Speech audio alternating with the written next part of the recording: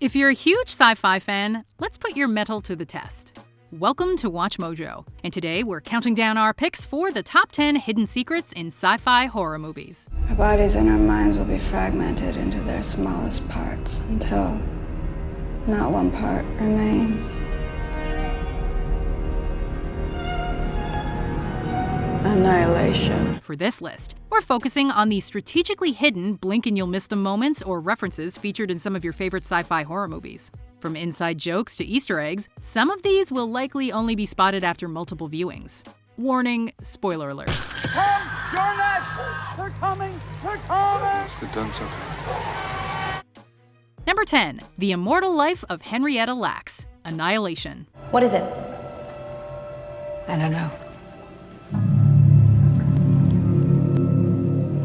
We're not going to delve too deep into the mind-bending plot of 2018's Annihilation. We would be here all day. But we did want to focus on one very specific reference to the real-life 20th century African-American figure Henrietta Lacks. In one flashback scene, Natalie Portman's Lena is briefly seen reading Rebecca Skloot's book The Immortal Life of Henrietta Lacks, a book that recounts how Lacks's cancer cells were taken without her consent in order to help develop future cancer treatments. As Annihilation, via its dreaded Area X, is in essence about the nature of being, identity, and the transformation of biology and DNA without consent, the reference acts as a reminder of how Lacks and her family were wronged years ago. The shimmer is a prism, but it refracts everything. Not just light and radio waves. Animal DNA, plant DNA, all DNA. Number 9. Future Flags. Event Horizon. A movie about outer space, black holes, and a graphic depiction of hell. Event Horizon will give you nightmares for years on end. But our Easter egg pick for today swerves the horror aspect of the movie and instead focuses on a tiny but neat costume detail. Being set in the future, the year 2047, you'll notice that the flags stitched on some of the characters' jumpsuits are slightly different to what you might see today. This includes the EU flag, which features more stars than usual, and the Australian flag, which Sam Neill's Billy wears.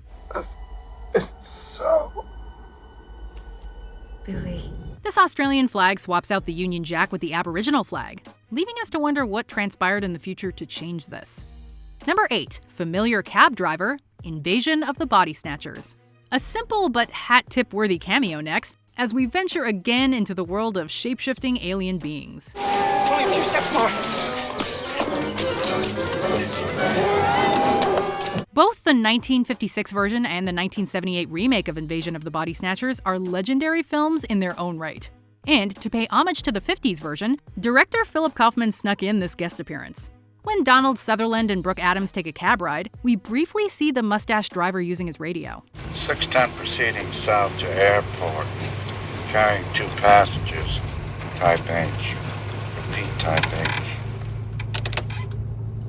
Some night, eh? That just so happens to be Don Siegel, the guy who directed the 1956 version of the movie. Or maybe it wasn't him. Maybe it was just a pod that looked like him. Also, bonus cameo, earlier on we see the original movie's Kevin McCarthy jump on top of a car. Help! Help! They're coming! They're coming! Listen to me! No, he's Listen! back shot of his Help skull. me! You're next, please!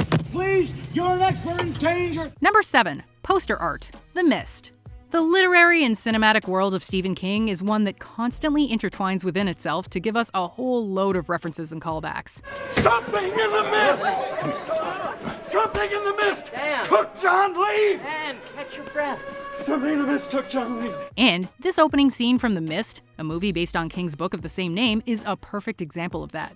As the opening credits roll, we see Thomas Jane's David Drayton, a painter, finishing up a poster in his art studio. And the art is a reference to King's Gunslinger from his Dark Tower series.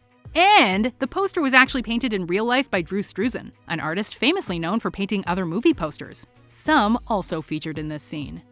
Number 6. Get Over Here, Resident Evil. Director Paul W.S. Anderson is just as well known in the movie world as he is in the video gaming world, due to his penchant for directing adaptations. Get over here! His most famous video game adaptations are 1995's Mortal Kombat and, of course, the Resident Evil film series. And in 2002's Resident Evil, there's an awesome reference that ties these two worlds together. During a scene where the characters are fighting off the infected, a voice can be heard off-screen saying, "Get over here."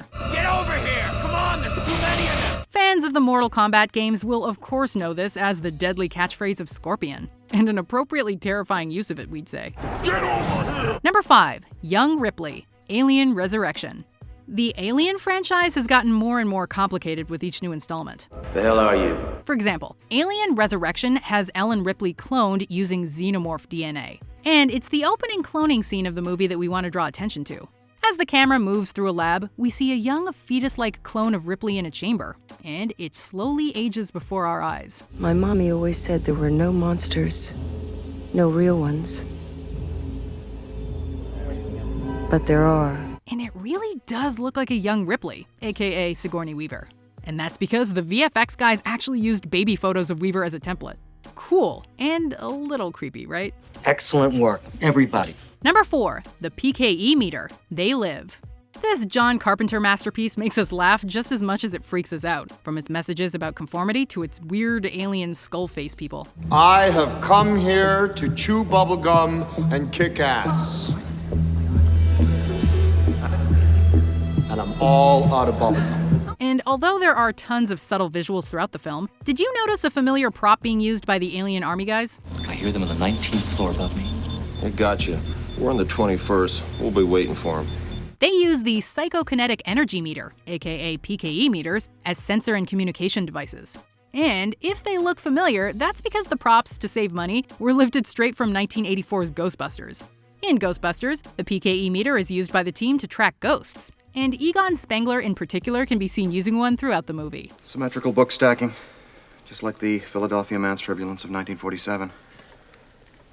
You're right, no human being would stack books like this. Number 3, Alien Skull, Predator 2. We're venturing into the Xenomorphs territory once again with this Easter egg, which sees a crossover between the worlds of Predator and Alien. When Danny Glover's Mike Harrigan discovers the Predator's trophy room, he admires the numerous skulls mounted on the wall, a collection of past victims.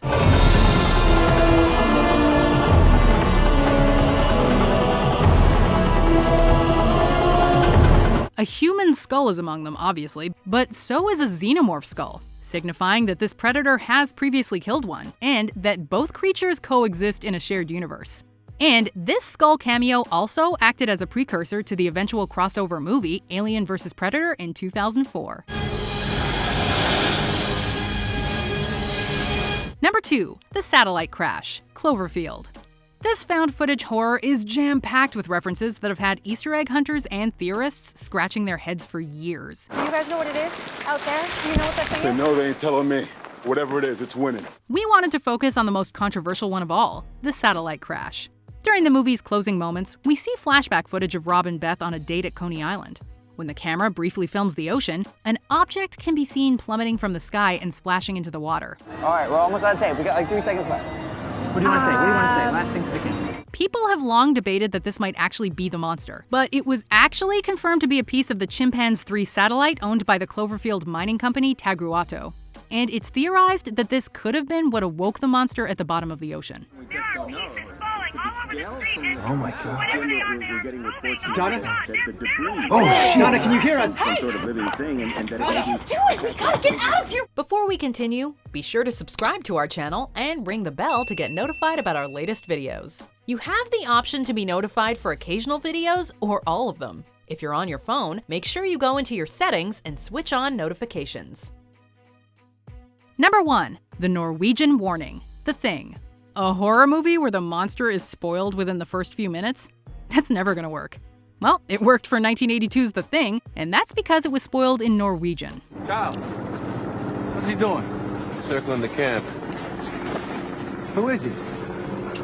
Said Norge or something on the side. It's Norwegian. During the opening helicopter and dog chase, the Norwegian pilot scrambles through the snow to take aim at a dog he's chasing. Coming face to face with the American crew, the pilot warns them the dog isn't really a dog. It's actually something in disguise.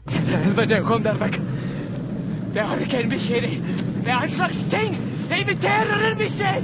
Det ikke virkelig. But the Americans don't speak Norwegian, so they assume he's trying to kill them. And they shoot him in self-defense.